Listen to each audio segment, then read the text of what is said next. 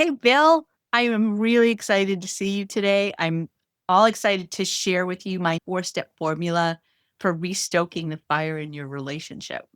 Thanks for having me, Ellen. I got to thinking about this. I've been married for 25 years and I've also run my own business for 28. So this is really something that hits home with me. So I'm excited to hear about it. And you work with business owners too, right? Yep. So you know that business owners, we're all optimists by nature, right? Yeah. Yes. Overly optimistic. Yeah. And we all have this idea that we're going to sacrifice and work hard, but eventually we're going to be living the good life. So we're going to have a successful business and we're going to have the things we want and we're going to have the people around us that we want. And that usually includes a spouse or a romantic partner, someone who shares our vision and who is game to live the good life with us and who buys into everything we're doing and who's got our backs when the going gets tough. Absolutely. Funny. That's the expression when you get together with friends or associates and they say how things are going. You hear it so many times. Yeah, I'm just living the dream. Yeah. And it's not like we don't hear the stories about all of our colleagues and friends and associates whose marriages are falling apart, whose relationships are falling apart, who had to move out of the house. We hear all those stories. Yep. And even if it's not gotten that far, you talk to people and they're bitching about how their relationships are not what they'd hoped them to be. But we just keep on thinking we're not going to be like that. We're going to avoid the big problems. We're going to work through the ones that do come up. And in the long run, it's going to be okay. And we keep believing that right up until it's not okay. 100%. I think that's the optimist part and the entrepreneurial part of running a business, and you almost run the relationship the same way. And you just know that if you hang in there, you're just an inch away from success. Yep. And that's true. There's absolutely no doubt in my mind that if you hang in there, the relationship is going to survive, but you can't just hang in. You actually have to take action. There are Yeah. things that you have to do. Yes. Just like you can't go to work every day with no plan, no strategy, and you don't execute and expect the business to turn out. If you do that, and your relationship is not going to work out. And the divorce rate among business owners is 65%. So we know that there's something that's stressing these marriages. Yeah, I would totally agree with that. If I look back at my business life and I look at my own marital life, you put so much effort and you put so much energy into the business that you do neglect your relationship. By the time you get home, you're just done. Like you don't have anything left. And there's the challenge because you're creating this business to create this amazing life for your spouse and for your family or a significant other. But then as time goes on, it just gets totally out of whack. And all of a sudden the business becomes your spouse, which is totally off. And it takes that wake up call. That's why I love talking to you so much because you start to relate some of these things and it's just these little aha moments that go, wow, I'm just totally in a fog right now. Yeah, absolutely. And that idea that you're cheating on your wife with your business. Yes.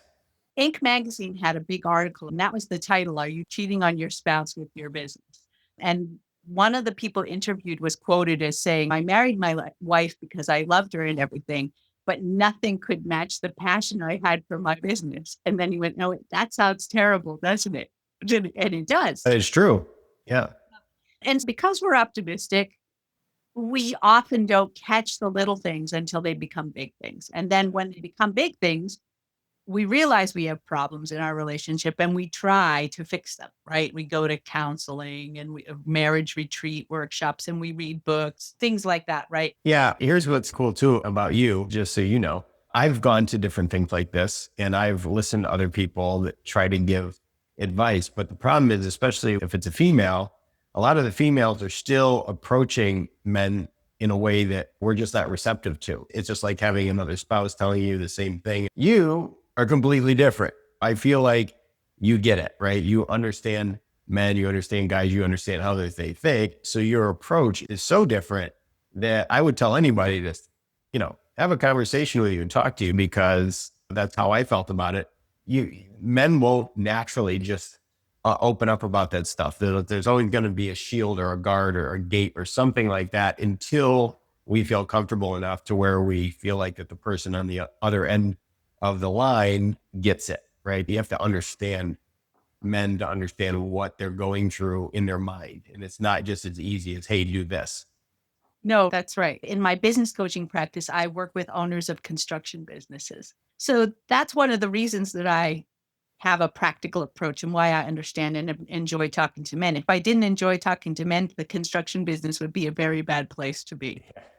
And look, I know so many people who have had marriage problems in the construction industry, whether they're clients of mine or people in the trade association I work with, and you hear about them all the time. So listening to those stories and helping my clients, I came to realize that the same things that you do to grow your business, the same things I work with my clients to do, like strategic planning and operational execution and innovation and that sort of thing, those same things can be applied to your relationship and grow it and make it healthy too when you do that on purpose. Now, that doesn't mean you should run your relationship like you run your business. Just use the same tools. It's a lot more accessible to guys to say, you need a strategic plan than it is to say, let's make a dream board. So we're not going to make a dream board. We're going to create a strategic plan. So what I've come up with is that there are 4 high-level steps that you do to make sure that your business is running and growing properly. And the first one of those is a situational analysis. So you know these as a SWOT analysis. The second one is a strategic plan. Where are you today? Where do you want to be in whatever time frame you choose? The third one is best practices, operating procedures. And then the fourth one is innovation, right? What do you do to keep your business on top of everybody else? That competitive advantage comes from being an innovator. So those are the 4 things you do to run your business. It turns out you can use those same 4 things to run your relationship too. Dude, okay. And that's what the 4-step formula is going to be about. And so I'm going to tell you a little bit about it. And then it actually comes down to, I'm going to actually tell you what to do every week, what to do every day, what to do a couple of times a month, and what to do every 3 to 6 months. And that's going to be the formula. So you're going to see that as we go out. Oh, cool. All right. So it's got logical steps. I like it. Okay. You can understand logical steps. Yes. So what I said, the first step is a situational analysis, right? Strengths, weaks, opportunities, and threats. Okay. Right. We're going to do that for our relationship too. So, what are the strongest parts of your relationship? What are the biggest weaknesses in your relationship? What opportunities do you have in your relationship? And how do we get more of those? Right. And what are the threats to our relationship and how do we avoid those? Okay. So those are the 4 steps. And you and your spouse could actually sit down and look at your relationship and say, what do we love? What do we love about what's going on right now in our relationship? What's the best thing? Do you have a best thing in your relationship that you can think of, or a couple of best things? Yeah. A couple of best things I think are that we still enjoy each other's company. Right. I think that's the best thing when we get through, when everything is put aside, when there's no business involved, when the cell phone is off, when our kids are grown, but when the kids aren't there and it's just us, we're still able to have fun. And just being together, we can still have fun. Great. Yeah. That's really important. And that is what we all want, is to be able to have fun. But that's not an always. It's No. not an always. And I think one of the things that I think would be super helpful is just, when things aren't right, how do you sit down? How do you even start with that first step in the formula? How do you even approach your spouse? How do you approach your wife and say, hey, let's talk about such and such? Because that's what the complaint is all the time, is you need to communicate with me more. And Yeah. like my wife, she's not used to me doing that. And then all of a sudden I want to communicate with her. It's like, how do I approach that? Yeah. Imagine that your wife was your business partner and the business isn't going the way that you want it to go. Yep. They're your business partner. But yeah, that would be it. Hey, things aren't going right. We need to sit down and talk about this. Yeah. Or things could be, you want to, especially if you're not used to doing this, you can soften that a bit, right? Yeah. Tighten it a little bit. Things could be better. There are some things that I would love to see in our relationship. I'd like to sit down and talk with you about that. Yeah. And I really want our relationship to be as strong as it can be. I want to have fun with you. I want our relationship to be passionate about it. Are you up for planning something out with me to make it better? Yeah. Make it like that. Maybe not better, just make it more like we both envision it could be. Yeah. So, yeah. So, if it was a business partner, you'd just do that. And I think, and that's what a lot of spouses complain about when their partner owns a business, is they come home and they share every minute detail of every technical aspect of the business, but they don't Right. talk about the big picture. Yeah. We've heard that before too. Because I think we all start out in our head, we have a vision of what we want it to look like. And I think especially for me, you get disappointed with yourself when it's not playing out the way you envisioned it. It's like having a business that's not working. Yeah. And that hits you in the ego. And I know it's not quite the same. It's a little bit more intense of an ego hit when it's your relationship, Yep. because Tony Robbins or pretty much any guru will tell you when your relationship is not successful, there's no way you can be successful at That's any. true. And I think that's really true to an extent. So we need to make sure that our relationship feels good so that we can keep doing what we do in all the aspects of our life and feel successful in all those aspects. Yeah. So that's how you do it. You just say, I'd really like to sit down with you and just take stock of where we are. And so that SWOT analysis is about your relationship in general. So that your strengths in general, your weaknesses in general, if you're willing to share one or two of the things that trouble you most about your relationship right now, are you willing to tell us something about that? Oh yeah, sure. Why not? I'm working on being open, right? Yeah. So challenging wise, I think the best analogy I heard was that each of us comes with our own box, and everybody thinks that what they grew up with and what's in their box is what should be in everybody's box. And the problem is our boxes are two completely different things. And it's probably true with everybody else. When you first get married, it doesn't come with a handbook on how to be accepting of other people's stuff. It's more like a shock and awe type of thing. Wait a minute, you think that's okay? Or, oh, you think this is what you do? That's weird. Yeah. I think if anything, there's a struggle is trying to play in the same game with two different rule books. Yes. And Absolutely. that's where if we've had conflict in our marriage, it's simply because of that, where I think black is black and white is white. She's like, no, that's not what color. That's not what those are. It's not how this is. This is not how we do it or how I think it's okay. Yep. Yeah. She would be like, what are you talking about colors? Those are flavors, right? Yes. Yeah, exactly. So that's the best analogy I can think of, is just playing in the same game with two different sets of rule books. Yeah, absolutely. So you start to get an idea how this conversation could go, right? And Yeah. we either do it together, so you can each talk about your strengths together, your weaknesses together, or you could each write them down separately and then share them and talk about them that way, depending on how you feel. If one of you is a really strong personality and aggressive and the other one is not, then you might want to do them separately. So each person has the time and space to think their thoughts, right? And get them clear, because that communication dynamic does come into play here. But so you do that, and you do the same thing for your opportunities and your threats.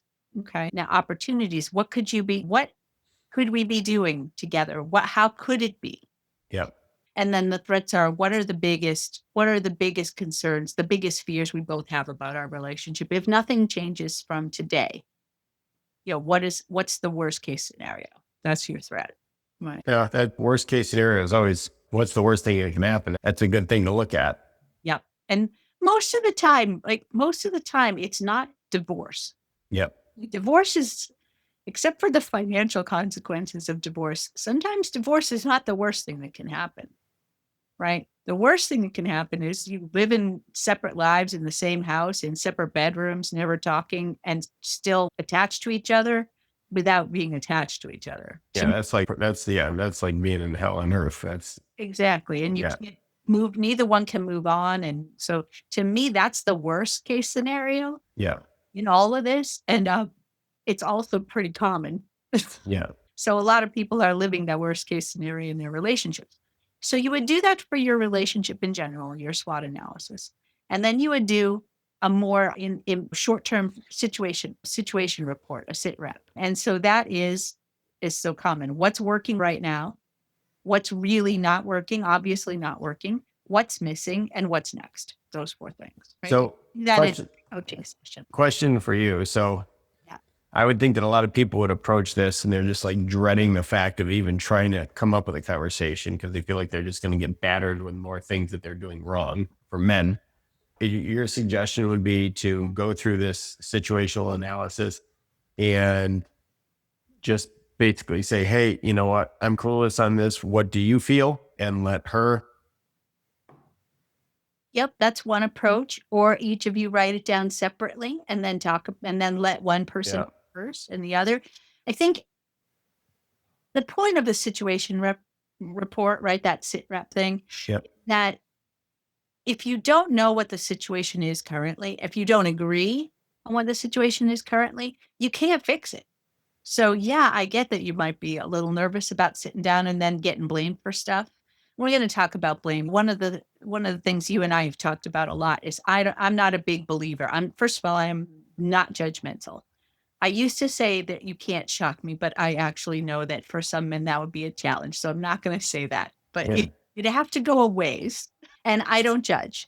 I've had plenty of friends and clients who've cheated, who have strange and stranger than average interests. Look at poor Jerry Falwell Jr. Yeah. I don't have any judgment about that stuff. People need to do what makes them feel fulfilled and happy. So when it comes to feeling judged and all of that, I know that it's hard. It's emotionally hard to go through that. But if you don't know what the problems are, you can't fix them. And if you think the problems are different than she thinks, you might end up fixing the wrong problems. Yeah. Cause I think a lot of the men that I talk to go, I don't understand. I don't get what the problem is. Everything's fine with me. I'm just going to work and doing what I'm supposed to do. And just like, sure, they just don't see that they're part of it. That it take two to tango. Yep. Yep. And we can talk a lot about that, right? About all the things that we could be doing differently that would make a big difference. And maybe we'll get to that but maybe that's a conversation for another time. Yeah. So what we have to do, myself, anybody else that, that listens to this, is get yourself together, go in for round 2 and say, hey, you know what? If I'm going to save this, I have to treat it just like I would treat my business, and I got to put some effort in. Yeah, absolutely. Yeah. I got to do a situational analysis, see what the hell's going wrong so I can take that massive action steps I need to fix it. Otherwise it's going to go down the drain. And when you do this kind of thing, I think what you're going to find is, yeah, you're going to have to take some action. Yeah. But it's not going to be the massive action that you think. It might not be the action you thought, right? But little steps can make a big difference. Okay. Just as an example, you talked about by the time you get home from work or come out of the office, because nobody's going to work anymore. So you Right. Yeah. spent. And we talked about that. And I've heard more than one client, but one client in particular would say, when I'm done with work for the day, I don't want to talk to anybody for half an hour. I want to pour myself a drink and I want to veg out. I don't want to talk. I don't want to interact. I don't want to. And I say, dude, that doesn't play. If you want, at the end of the night, if you want affection, if you want to have sex at the end of the night, you don't get to come home and not talk to your spouse for 20 minutes. I'm sorry. Yeah. Well, if you need that quiet time, do it before you leave. Right. Do it before you engage with your partner. When you engage with your partner, you've got to engage. That's right. And hopefully talk to them in their love language, whatever that is. So if they want words of affirmation, you come in the door and you compliment them. If they want acts of service, as you come in the door, make them a drink. It's whatever interaction you have with them first after you've been away from them for a while should be in their primary love language. Yeah. So I got to change hats. You got to change hats. Yeah. And also because you're acknowledging them as a human being that way. Yeah. You can't come in, plop yourself down, have a drink, don't talk to them at all for 20 minutes, ask what's for dinner, and then later on expect that it's going to be romantic. It's not. And I think a lot of people figured that out. So that's an example about engaging. And when you do this kind of deliberate conversation with your partner, I think you'll be surprised at the response. Okay. So that attempt is made, and I can hear it already. If I was talking to buddies of mine that are in those kind of situations, they're going to say, what kind of things do I ask? And what if it doesn't go the way I want it to go? So this is where I think I would say to them, hey, you know what? Just like anything else with your business, you try something and then you inspect what you expected. And then if it doesn't work, you have a conversation with somebody who can listen from a disinterested third party like you, that can listen to it and go, I know you thought that you were doing this way, but try this instead, because that way was a little. That's right. A And little rough. that's Yeah. one thing I offer anyone. If Yeah. you all are watching this and you take my advice and you do this and it goes sideways, Yeah. just set up a call. I don't care. Set up a call. We'll find somewhere on where this course is running. There'll be a link to set up a call with me. Yeah. Just, we'll have a friendly chat, 15 or 20 minutes. I'll see if I can find a strategy for you that's going to get you unstuck there and then get you back on track. And also don't feel like you have to do this all at once, right? If it gets hot, in the John Gottman and his whole series on couples, which is really fantastic in a lot of ways, he talks about getting flooded. So if either of you start to feel like pressured or overwhelmed or you don't want to talk anymore, then take a break. You don't Yeah. have, it's not strategic planning for your business. That's where it differs. You don't have to do it all at once, and emotion is much higher. It's easier to plan a business because there's less emotion, and usually there's only you. Would you agree with this? Like your spouse would probably be just as happy that, like she's saying, you make the effort. Absolutely. Yeah. Absolutely. Just if you go to your spouse, if you are a married man and you go to your spouse and you say, I want to make sure that you're happy in our relationship and I want to be happier with you and I want to do what it takes to make that happen, what do you think is going to happen? Yeah. Yeah. I can't imagine any spouse going, yeah, no, I don't think so. Yeah. Can you imagine? Would Yeah. you No, imagine? I'm just thinking about it out loud, and it seems like such a simple thing. So the idea is you don't have to solve the problem. You just have to show that you're interested. You don't have to solve the problem. You have to identify the problem. Yeah. Yeah. Actually, can I talk about an aside for a minute? Because this is so common. Sure. When you hear that whole story about how when women come to you with their problems, men immediately try to start to solve the problem. Right. Yes. All they really want is to be heard. Right. So frustrating. When you hear that, it's so frustrating. Yeah. I have to share, I'm the one in my relationship who's that way.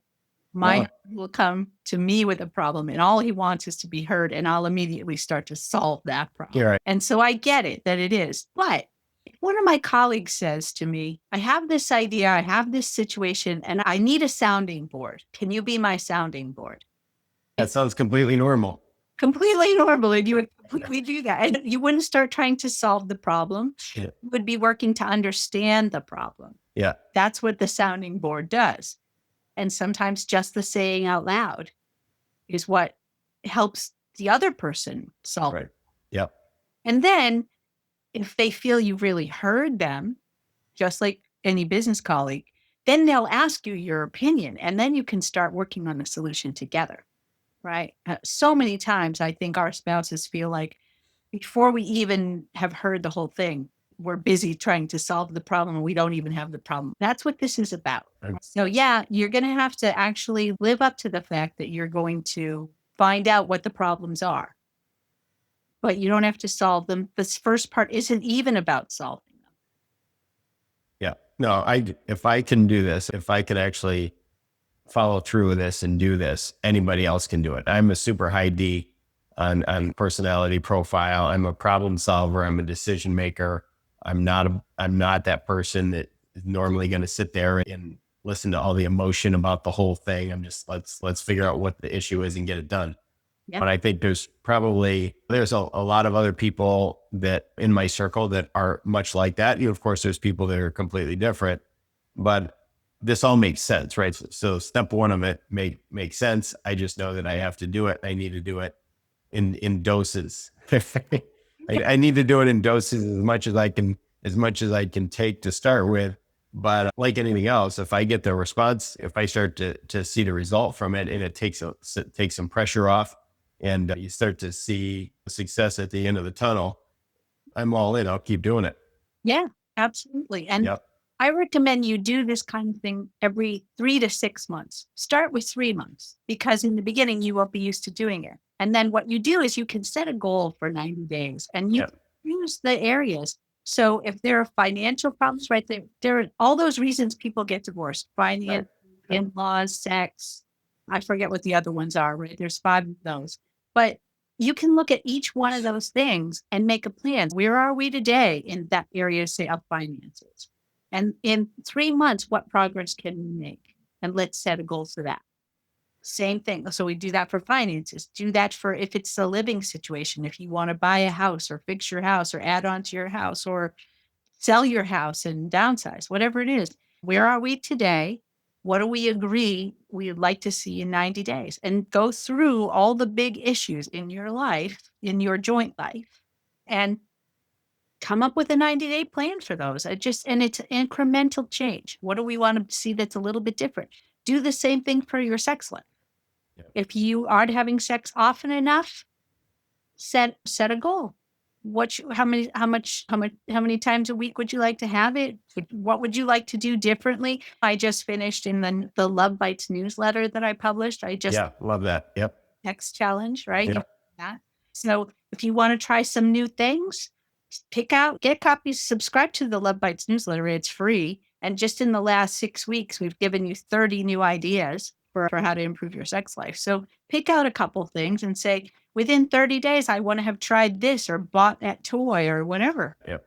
So stuff like that. And then so that's the fun part is how do you want it to be different and then get clearly in your head how your relationship can be different in 90 days. Yeah. Love the newsletter, by the way, too. It's like super easy to read, gets right to the point, and the content is great. I don't spend a lot of time reading a lot of things, but because I'm busy and I try to say no to a lot of things, but that I've gotten a lot of value out of because it's, you know what, if I know that if I don't have the relationship stuff, I know my business isn't going to be 100%, and I lose money when things aren't going right. Definitely. So keeping that top of the mind, that's one of those things that, that I put a yes mark on to check that out and to just pop me back in the state where I need to be.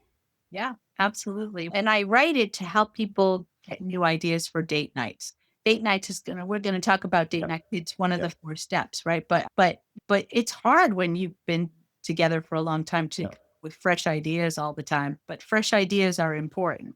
Yeah. So revisiting, it can be new, but if it's a classic, it doesn't have to be new, right? It's a classic because it's always worked. So just revisiting those things. But that's the whole idea behind the Love Bites newsletter. And we publish it. And since the coronavirus quarantine, I've tried to be really careful in all the date ideas to make sure there are things you can still do. Right. Yeah. Sure.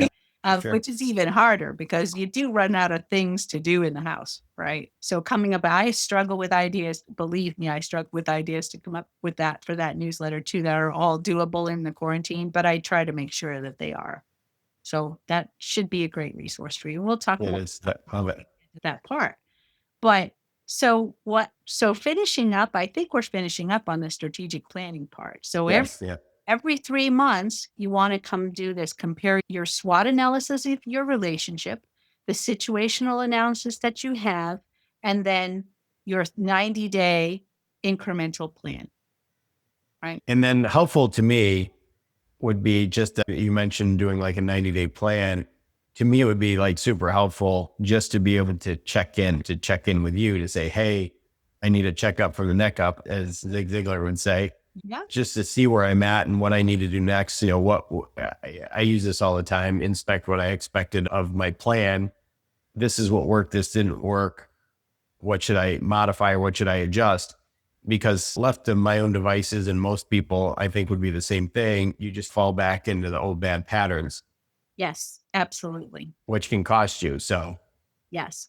And these are general ideas, right? But the best way that I can help anybody is to understand their specific situation.